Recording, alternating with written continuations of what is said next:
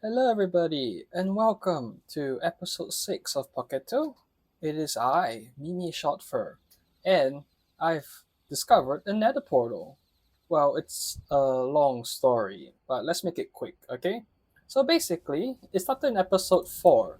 I was out there looking for uh, igloos. Yeah, I was looking for igloos.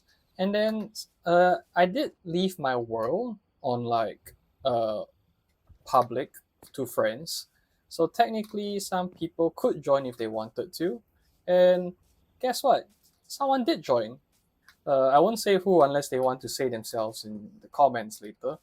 But yeah, they did join, and then they oh Pigman, and then they said that they wanted to speed run the game a little bit, and I was like, sure, why not?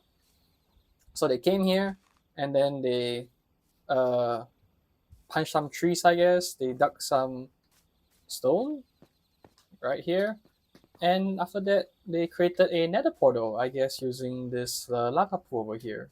So this is their spawn. I've already like kind of looted their stuff, so there's nothing much here anymore. But yeah, so I won't be using their portal. I'll just leave it here as is. This could be like a relic or something. But yeah, we found another portal in from them, and this is yeah, this is it. Anyways, also after the episode ended, I actually like tried to like stay up late, and guess what? A zombie horseman spawn, and because I have a looting two sword, sorry, smite three sword, I was able to quickly one shot the zombie, and then I got a free zombie horse. And thankfully, I had golden horse armor. I'm pretty sure the zombie will burn without the armor, so I'm glad I had that. And yeah, so now I have a way to like move around the world as well.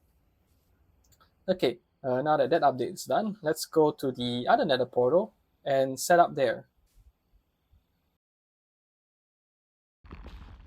Sorry, I lied. Um, we are not at the other nether portal, unfortunately. We are now already in the nether, and that is because my recording software actually recorded the wrong software. You see, it was supposed to be recording Minecraft gameplay, but because I'm trying a new setup at that time, which was to record the voice over on the PC as well instead of on the phone like the first other videos, it ended up recording the voice recorder instead of recording the PC Minecraft Windows gameplay. So yeah, we don't have footage of me building Nether Portal, but I can just try to explain what happened. It's basically nothing special. So basically, this is the Nether portal that we met on like episode 1 of the world. And yeah, we just deleted the crying obsidian, replaced it with the obsidian we found in chests around the world, and then we stepped through, and then this is where it spawns us. But unfortunately, because of the other portal that the other player made, so now when you step through this nether portal, it brings you back to their portal and not our portal. So yeah, that's gonna be a headache because I left some bits and a horse there. I tried to break the nether portal by going back. Fortunately, this portal is so much closer to home. It's just past that mountain over there. So I went to get a water bucket and I tried to break it, but for some reason I could not. Yeah, see, I'm just right clicking and nothing is happening. Oh well, so I just took the walk of shame, went to collect my bit, went to collect my horse, and then brought it back home to my village where you can rest peacefully for a while. Cause I honestly there are other portals within walking distance. I can just do it myself. So yeah, after that I went back to the Nether and I started exploring a little bit. So what I found was that some pathways that the other player left me. So I can see he's traveling towards the Basalt Delta. And I did not want to go to the Basalt Delta because actually, in the recording that was lost, I died to 4 magma slimes. And that was pretty embarrassing because I It looked like one magma slime. I thought I could beat him up. I walked towards him, and then four magma slimes was just hugging each other. And then they just ganged up on me, and I lost some of my good gear. Yeah. So I didn't want to go to the Basalt Delta. I was kind of scared. So I went to walk around and try to see what I can find. I found myself the Crimson Forest that you saw in the background where I'm harvesting shroomlight. And I also found myself a warp forest. And yeah, oh yeah, there's this piglin riding a strider that was pretty funny. Yeah, then he just died. So yeah, why am I harvesting shroomlight? It's because I don't have torches, so I just wanted some light sources to light my caves and my village, just in case that I need to stay up late at night and I don't want the zombies to be spawning, you see. Well, anyways, I started looking around for a bit and it was really difficult to find the Nether Fortress. I think spent about a good hour or so walking in circles, only to keep coming back to like the same Crimson Forest and the same Warp Forest. It turns out that my whole island is surrounded by lava, and the only way to like make good progress is to actually go through the Basalt Delta.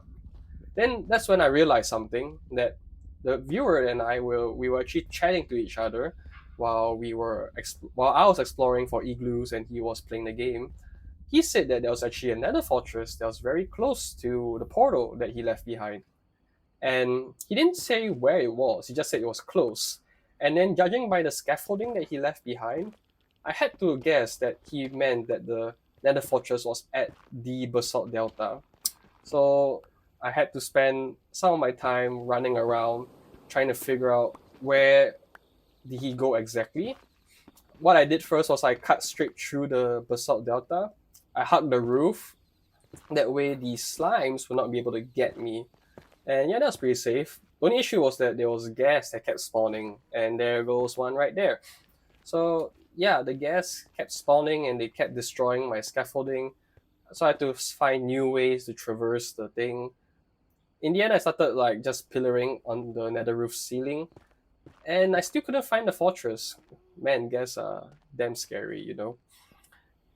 And the slimes as well. They just two shot you with like the armor I'm wearing. So I sort of like divided the Basalt Delta into grids, I guess. I explored it like all the way on the opposite end. Then I explored it the, let's say, the left side, for example.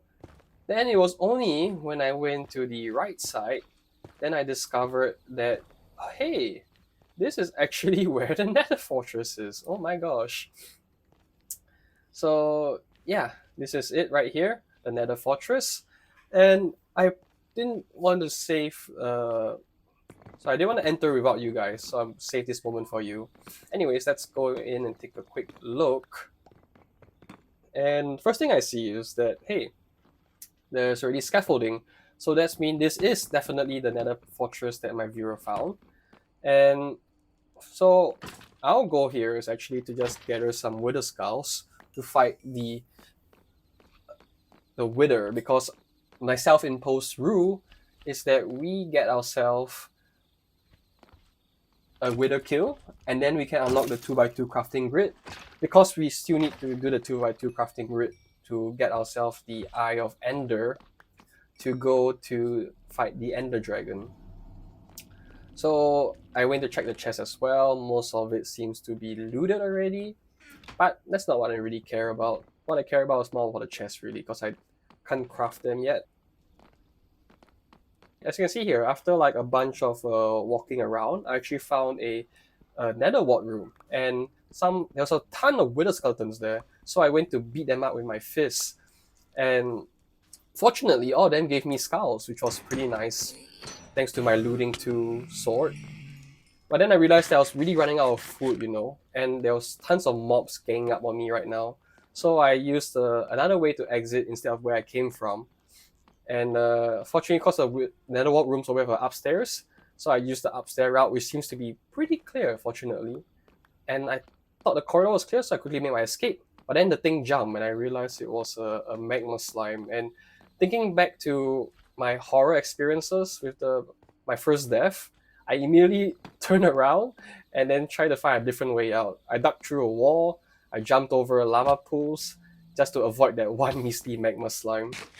Then yeah, after that, I saw something in the distance, that grey corridor there, and I couldn't believe my luck.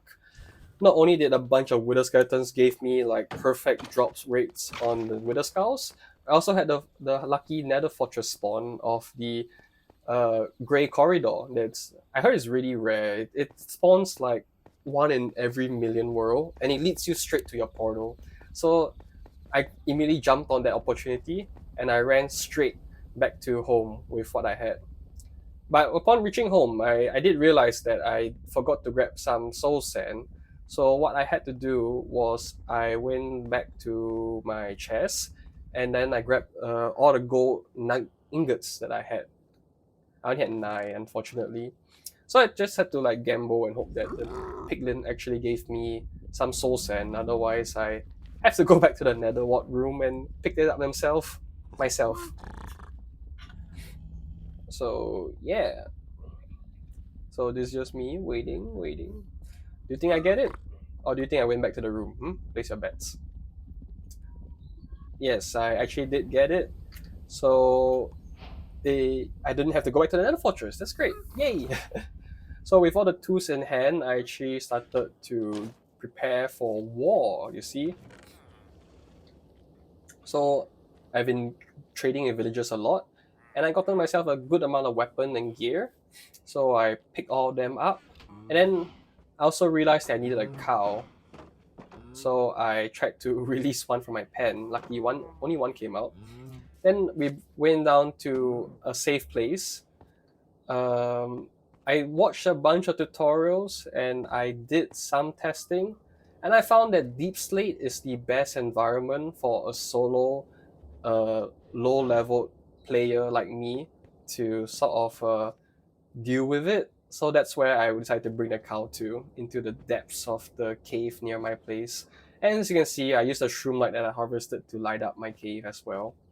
But for the rest of the cave, because we are fighting the Wither with his destructive power, I did not want to let the shroom light go to waste, so I brought netherrack instead. And we're going to be using that as the light source for the rest of our cave. The cow was somehow more cooperative than the horses and llamas that I've had, which is very surprising, but I wish it'd still be faster though. Anyways, so I reached this part of the cave, and I decided to dig a bit lower so that we don't accidentally bring him up to our villages, just in case. Lower is better anyways. And that's when we started hearing a bunch of zombie noises. And then, believe it or not, as I dug deeper, using a staircase method so I can get back up, you see, I found a little hole in the ground, and when I punched it out, I saw a spawner. I was quite taken aback, and I did not want the cow to die because I need it, as you can see. So yeah, I tried to put the cow one side first, and I went to tackle the spawner. And to my suspicion was correct. It was indeed a zombie spawner. A lot of them did spawn because they went outside the range of the spawner while I was putting the cow down. But I was able to reach the spawner. The room was quite cramped, and I could reach it. So I lit a netherrack block there, and the dungeon was conquered, I guess. So I just basically looted the chest and then proceeded to continue with my digging. I decided to leave the cow out there just in case. I did not want another chance encounter with like a bunch of mobs, and then losing my cow in the process. And then when I kept digging, I actually found another cave. It had diamonds in there, you see. And then I realized that, hey, this cave is actually quite big and spacious. I could just use this as like the base so that when I respawn, it's not so cramped and I can like run around if I need to. So yeah, I decided to use this as my base operation and started building, bringing out my stuff and setting up like my chest and my bed. And after all that is said and done, we proceeded to dig a 2 tall tunnel going straight forward in one direction. This is very classic for the Java Edition players, where the skull will do like insane rock damage, I guess. And then having this long corridor would just prevent the mob from like flying around and stuff. So yeah, that's I just use this template as well to do my fight for the Wither Skeleton. And along the way, there was a bunch of caves, and this was my first encounter with like a magical being. Luckily, I brought a cow with me, so I could just drink some milk, and boom, she is not a problem anymore. Ha ha ha. Anyways, same thing as always. I just make my way in slowly, lit up the cave with netherrack, and then proceeded with my digging for further. So I just went as far as my netherrack blocks could bring me, and that eventually led me to, I say, about a good like 100 blocks away. Then the truth be told, I made a backup here just in case the wither made like insane movements and escaped, destroying my village. So that was a necessary like backup in my head. So once I confirmed that the backup was there, and I've made all my preparations via the allocation of like food, and then how much arrows do I actually need and stuff, I decided to put down the summon the wither actually.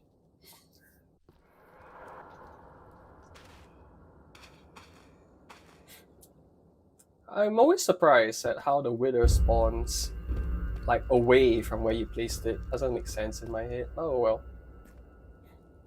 And yeah, this was one of my genuine reactions at first.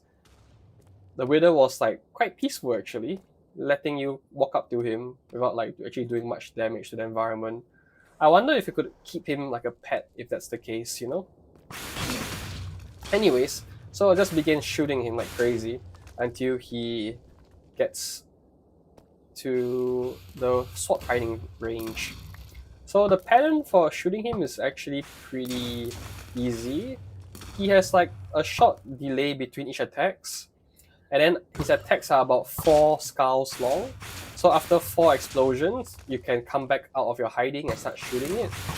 I do note that you have to shoot it in its body, not in its head, because apparently that's where the hitbox is. So if you shoot it in its head, you actually do like no damage.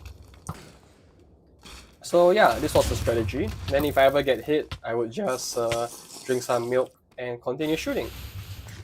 So there were some times where I ran out of milk and then he still shot me. I just made a mad dash back to the cow that was like 100 blocks away, and then quickly drank milk. The lowest I got was like half a heart.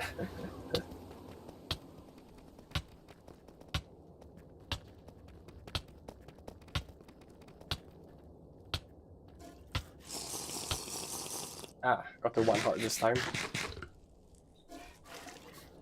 Okay, and after that, I just quickly run back and try my best again. Hehe.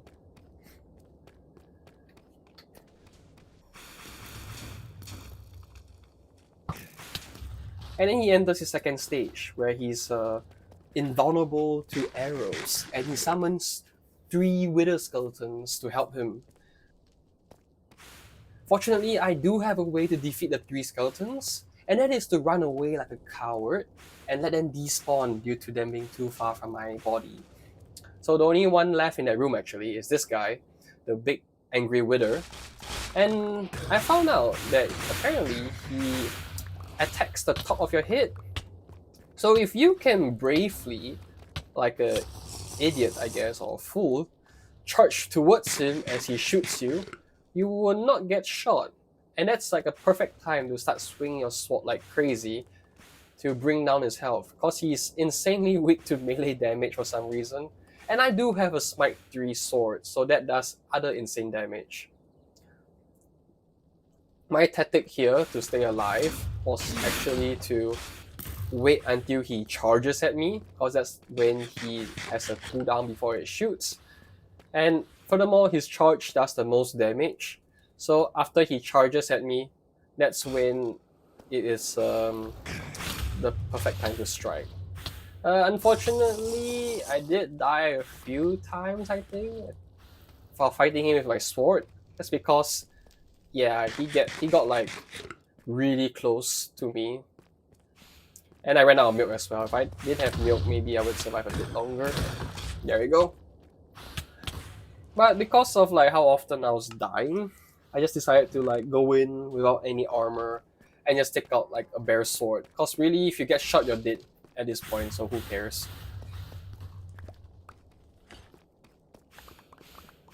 And then yeah, as I said, wait for him to charge. And once he charges, that's when you start spamming. As you can see, he can barely touch you at all. And apparently sometimes you can knock back the skulls, which is a good thing as well. And there you have it. Took me what, I think that was 2 deaths to get to the Wither. That was nice, I think, overall. So yeah, I can somewhat proudly say, 3rd time's the charm, and I defeated the Wither. I have it in my hand. Look at it. Woo! So I went to put down the other chairs and started like picking up all the junk that the Wither left behind, and try to see how much resources I actually got. I think I collected like 2 diamonds in the end, which was pretty nice. So with my newfound powers of crafting, you know what I did first? That's right, I just prepared my weapons. You know how annoying it is to have like so many low tier weapons that could just be repaired and save inventory space. Ugh. After that, I also crafted some torches so that I can light up the caves below my house. That way the mobs will stop spawning, you see. While I am at the caves, I realized that the damage did by the Wither was actually quite controlled. I think because I lured him left and right to wide open areas that he already destroyed beforehand, and also that the deep slate is not very destructive. Yeah, he wasn't able to do a lot of damage. So overall, the walls and the ores in the cavern seems to be quite well maintained. That's nice. So yeah, that's about it for today's episode. I am sorry that the is mostly this is a mostly post commentary thing, but yeah, I saw this is sort of like a cursed video in my mind because the recording software got messed up. The Wither fight took a lot of mental energy, so I couldn't talk over that. But yeah, see you guys next week as we will now like do better stuff with the 2x2 crafting grid that we got. Bye.